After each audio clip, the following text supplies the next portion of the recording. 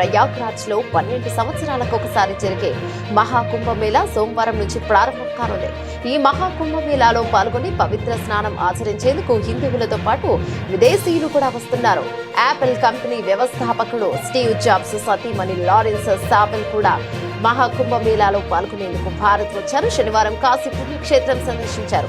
Powell ను నిరంజన్ అఖాడాకు చెందిన స్వామి కైలాస్ నంద్ గిరిజీ మహారాజ్ ఆమెను వెంట తోడుకుని వెళ్లి స్వామివారి దర్శనం కల్పించారు. ప్రత్యేక పూజలను చేయించారు. పావెల్ హిందూ సాంప్రదాయం పాటిస్తారని, మహాకుంభమేళాలో పాల్గొనేందుకు భారతదేశం వచ్చారని ఆయన వివరించారు. ఈ సందర్భంగా మహాకుంభమేళాకు ఎటువంటి ఆటంకాలు కలగకుండా నిర్విఘ్నంగా పూర్తయ్యేలా చూడాలంటూ కాశీ విశ్వనాథుని ప్రార్థించినట్లు స్వామి కైలాసానంద్ గిరిజీ మహారాజ్ చెప్పారు.